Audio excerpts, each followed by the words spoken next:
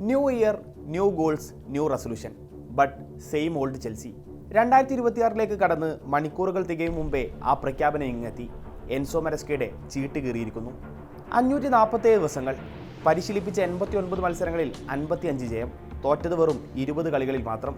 Conference ലീഗും club ലോകകപ്പും നേടിക്കൊടുത്തിട്ടും management പുറത്തേക്കുള്ള വാതിൽ മലർക്ക തുറന്നിട്ടു. മുമ്പും പലർക്കും വേണ്ടി തുറന്നിട്ട അതേ മാതൃകയിൽ. യഥാർത്ഥത്തിൽ ചെൽസിയെ ബാധിച്ച പ്രശ്നം മരസ്കയായിരുന്നോ അതോ മറ്റെന്തെങ്കിലുമോ? നോക്കാം.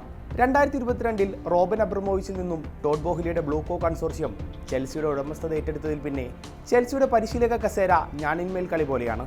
ഒന്ന് അമർന്നിരിക്കുമ്പോഴേക്ക് പൊട്ടി താഴെ വീഴും. വന്നപാടെ ബോഹ്ലി തുഷേലിനെ പുറത്താക്കി. ഗ്രഹാം പോട്ടർ പരിശീലകനായത് 206 ദിവസം മാത്രം. പൊച്ചറ്റിനോക്ക് കിട്ടിയത് 325 ദിവസത്തെ ആയുസ്. ഇതിനിടെ രണ്ടാം വരവിൽ ഇന്ററിം കോച്ചായി ലംബാർഡും ഇരുന്നു 83 ദിവസം.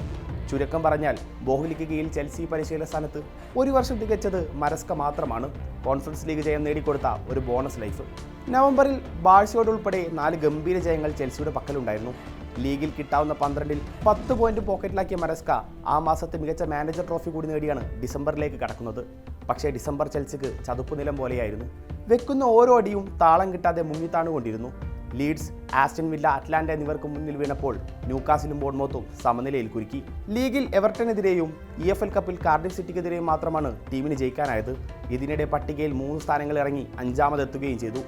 സിറ്റിയിൽ പെപ്പിന്റെ പിന്മുറക്കാരനായി മരസ്ക എത്തുമെന്ന തരത്തിൽ വാർത്തകൾ ഡിസംബറിന്റെ തുടക്കത്തിലെ സജീവമായിരുന്നു. പിന്നാലെ അതിന് മറുപടിയുമായി മരസ്ക തന്നെ രംഗത്തെത്തി. 2029 വരെ എനിക്കിവിടെ കരാറുണ്ട്, അതുകൊണ്ട് അടുത്ത സീസണിലും ചെൽസി പരിശീലകനായി ഞാൻ തുടരും. ആ പ്രഖ്യാപനത്തിൽ കൃത്യം 14 നാളിപ്പുറം ചെൽസി പുതിയ പരിശീലകനായി കാത്തിരിക്കുകയാണ്.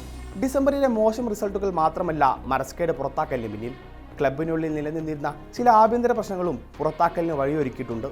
ഇതിനെപ്പറ്റി സ്കൈ സ്പോർട്സ് വക്താവ് കാവി സോൽഹേക്കോൽ പറയുന്നത് ഇങ്ങനെ: പരിക്കേറ്റ കളിക്കാരുടെ മടങ്ങിവരവ് പ്രോട്ടോക്കോളുകളിൽ മാനേജ്മെന്റുമായി പരിശീലകന് അതൃപ്തി ഉണ്ടായിരുന്നു.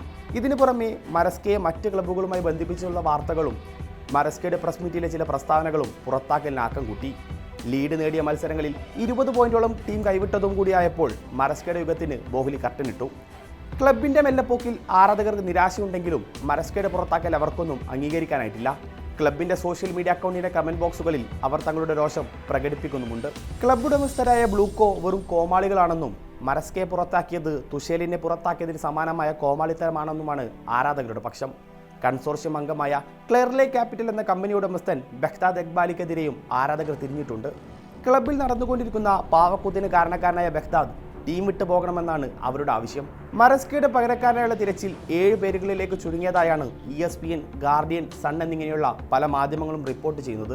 41-കാരൻ ഇംഗ്ലീഷ് പരിശീലകൻ ലിയാം റൊസൈനോറാണ് ഈ ലിസ്റ്റിലെ പ്രഥമ ചോയ്സായി പറയപ്പെടുന്നത്.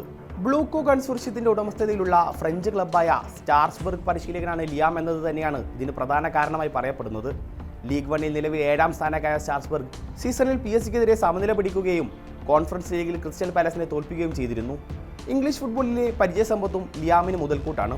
തൻ്റെ കരിയറിലുടനീളം ഇംഗ്ലീഷ് ക്ലബ്ബുകൾക്കായി ബൂട്ട് കെട്ടിയ താരം ഡെർബി കൗണ്ടി ഇന്ററിംഗ് കോച്ചായും ഹൾ സിറ്റിയുടെ മുഖ്യ പരിശീലകനായും സേവനമനുഷ്ഠിച്ചിട്ടുണ്ട്. ക്രിസ്റ്റൽ പാലസ് പരിശീലകൻ ഒലിവർ ഗ്ലാസ്നറാണ് ലിസ്റ്റിലെ മറ്റൊരു പ്രധാന പേര്. കഴിഞ്ഞ സീസണിൽ ക്രിസ്റ്റൽ പാലസ് നടത്തിയ തേരോട്ടത്തിന് പിന്നിലെ മുഖ്യ കാരണമായ ഗ്ലാസ്നറെ ടീമിലെത്തിച്ച് ഒരു കംപ്ലീറ്റ് റീബിൽഡിംഗ് ആണ് ചെൽസി ഉദ്ദേശിക്കുന്നത്. ബോൺമൗത്ത് പരിശീലകൻ ആന്റോണി ഇരിയോള, ഇപ്സിച്ച് പരിശീലകൻ കീറൻ മക്കെന്നെ, ഇറ്റാലിയൻ പരിശീലകൻ ഡിസർബി എന്നിവരും ചെൽസിയുടെ ചുരുക്ക പട്ടികയിലുണ്ട്. മുൻ ചെൽസി താരവും നിലവിൽ FC കോമോ പരിശീലകനുമായ സെസ്ക് ഫാബ്രിക്കാസും പുതിയ പരിശീലകരുടെ സാധ്യതാ ലിസ്റ്റിലുണ്ട്. നിലവിൽ ഫാബ്രിക്കാസിന് കീഴിൽ സീരിയയിൽ മികച്ച പെർഫോമൻസ് പുറത്തെടുക്കുന്ന കോമോ 7 വിജയങ്ങളും 6 സമനിലയും ഉൾപ്പെടെ 27 പോയിന്റുമായി 6ാം സ്ഥാനത്താണ്. ലിസ്റ്റിലെ അവസാന പേര് മുൻ ബാഴ്സ പരിശീലകൻ സാവി ഹെർണാണ്ടസിൻ്റെതാണ്. യൂറോപ്പിൽ ബാഴ്സക്കൊപ്പം മാത്രം പരിചയസമ്പത്തുള്ള സാവി മാത്രമാണ് ലിസ്റ്റിൽ നിലവിൽ ചുമതലയില്ലാത്ത ഏക പരിശീലകൻ. ജനുവരി 15-ന് ആർസണൽ, 25-ന് ക്രിസ്റ്റൽ പാലസും 29-ന് നെപ്പോളിയും. പുതുതായി ചുമതലയേൽക്കുന്നത് ആരായിരുന്നാലും അവരെ കാത്തിരിക്കുന്നത് വലിയ വെല്ലുവിളികളാണ്. ഈ കടമ്പകളൊക്കെ കടന്ന് നിലവിലെ ലോക ചാമ്പ്യന്മാർ സീസണിൽ എവിടെ ഫിനിഷ് ചെയ്യും? ഡൊമസ്റ്റിക് കപ്പിലും യൂറോപ്പിലും എത്രത്തോളം മുന്നോട്ട് കുതിക്കും? കണ്ടറിയാം.